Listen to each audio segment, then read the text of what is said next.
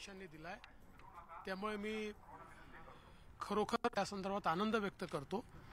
आणि आता कोणाच्या मनात ही शंका असण्याचं कारण नाहीये की महाराष्ट्रात मजबूत सरकार आहे आणि हे सरकार आपला कार्यकाळ पूर्ण करेल। आरोप केला जातोय की हा निकाल मॅनेज आहे, विधानसभा अध्यक्षांनी चुकीचा निकाल दिलाय, कायद्याचा मुर्दा पाडलाय असे म्हणतात। असं आहे की ज्यांना कायदा समजत नाही, ज्यांनी कधी कायदा पाळला नाही, असे लोक अशा प्रकारे बोलतात। मला याचं आश्चर्य वाटत नाही, कारण हे तेच लोक आहेत की जे सुप्रीम कोर्टात जर त्यांच्या विरोधात निकाल गेला तर सुप्रीम कोर्टावर आरोप करतात। त्यामुळे त्यांनी अध्यक्षावर आरोप केल्याचं मला आश्चर्यच वाटत नाही। ते तर मला माहितीच होतं की कसाही निकाल आला तरी ते त्या ठिकाणी आरोप करणारच आहे। 14 जण जे होते उद्धव ठाकरे गटाचे, त्यांच्यावर अपात्र किंवा पात्र अशी कुठलीही कारवाई झाली नाही।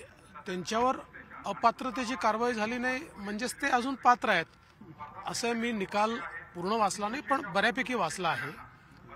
त्यांना अध्यक्षांनी काही तांत्रिक कारणांमुळे त्याचं बेनिफिट दिलेलं आहे की बा या तांत्रिक कारणांमुळे हे त्या ठिकाणी अपात्र होत नाहीत। याचा अर्थ काही त्यांना लेजिटिमेट त्यांच्या पक्षाला मान्यता दिली आहे किंवा त्यालाच शिवसेना मानले असं नाही। मूळ शिवसेना पक्ष जो डिसाईड करायला माननीय सर्वोच्च न्यायालयाने सांगितला होता, तो शिवसेना पक्ष अतिशय रिझन्ड पद्धतीने अध्यक्षांनी शिंदे साहेबांचा त्या ठिकाणी ठरवलेला आहे। जे 3 इश्यूज सर्वोच्च न्यायालयाने कॉइन करून दिले होते त्याचं अतिशय विस्तृत आणि स्पष्ट कायदेशीर अशा प्रकारचं विवेचन हे माननीय अध्यक्षांनी केलेलं आहे। उदाहरणादाखल शिवसेनेची आताची जी काही उद्धव ठाकरेंच्या अंतर्गत जी काही फळी होती ती त्यांच्या संविधानानुसार नव्हती। जे संविधान त्यांनी सबमिट केलं होतं त्यानुसार निवड झाली नव्हती। त्यामुळे जर निवडच संविधानाप्रमाणे झाली नाही तर नियमानुसार ते त्या ठिकाणी पात्रच होत नाहीत। त्यामुळे अशा अनेक गोष्टी त्यांनी सांगितलेल्या आहेत।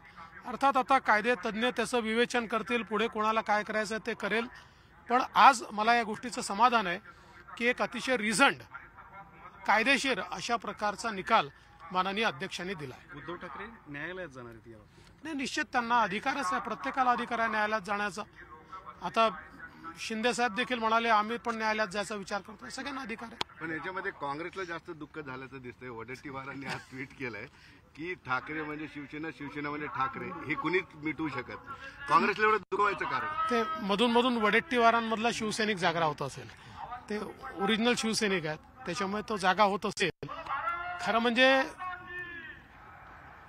जी काही त्यांची स्ट्रॅटेजी होती ती मला असं वाटतं कालच्या निकालामुळे पूर्णपणे फ्लॅट झाली आहे। भाऊ, हे याच्या कार्यक्रमाबद्दलचा एक नवीन प्रयोग होतोय, पाईपलाईनद्वारे शेतापर्यंत पाणी, हा एक फार महत्वाकांक्षी आणि पायलट प्रोजेक्ट होऊ शकतो महाराष्ट्राचा। निश्चितपणे मी आमदार प्रशांत बंब यांचं मनापासून अभिनंदन करतो की एक असा प्रोजेक्ट त्यांनी तयार केलाय। 40 गावात 25,000 एकर जमीन जी आहे ही पूर्णपणे ओलिताखाली येणार आहे आणि अशा भागामध्ये की ज्याला आपण अवर्षण प्रवण असा एरिया घोषित केलेला आहे, अशा एरियामध्ये हे होत आहे आणि पूर्णपणे पाईप पद्धतीनं ड्रिपने हे पाणी जात आहे। त्यामुळे पाण्याची कुठे नासाडी होणार नाही आणि योग्य पाणी मिळाल्यामुळे त्या ठिकाणी उलट शेतकऱ्यांची उत्पादकता वाढेल। मला वाटतं अतिशय चांगला प्रयोग आहे, अन्य ठिकाणी देखील आम्ही हा करू। संभाजीनगरच्या पाणी प्रमाणपत्र सगळ्यांना भेटत नाहीत असा एक दावा केला जातो। नाही, प्रमाणपत्र मिळाले पाहिजे। या संदर्भात जे काही आपल्याला चांगल्यात चांगलं करता येईल, सोपी करता येईल त्याचा प्रयत्न माननीय मुख्यमंत्री करतायत आणि मला विश्वास आहे की आता मिळायला सुरुवात देखील झाली आहे आणि एकदा मुख्यमंत्र्यांनी पुढचे सगळे निर्णय घेतले की ते चांगलं होईल सगळं। भाऊ, संभाजीनगरची पाणी पुरवठा योजना ज्याच्यासाठी तुम्ही पैसे दिले होते त्याला 825 कोटी रुपयाची पुन्हा आवश्यकता आहे, पण त्याला जेवढे पैसे लागतील तेवढे आम्ही देऊ। थँक्यू। उपमुख्यमंत्री देवेंद्र फडणवीस छत्रपती संभाजीनगरच्या दौऱ्यावर आहेत आणि एका कार्यक्रमाला ते उपस्थिती देखील दर्शवत आहेत। त्याच्या आधी त्यांनी माध्यमांशी संवाद साधलाय। विरोधकांनी जे आरोप केले त्याबद्दल आपल्याला बिलकुल आश्चर्य वाटत नाही, मात्र ज्यांना कायदा कळत नाही तेच त्याविषयी टिप्पणी करतायत असं फडणवीस यांनी म्हटलेलं आहे। या व्यतिरिक्त कोर्टात जाण्याचा प्रत्येकाला अधिकार असल्याचं सुद्धा त्यांनी यावेळेला मत व्यक्त केलंय।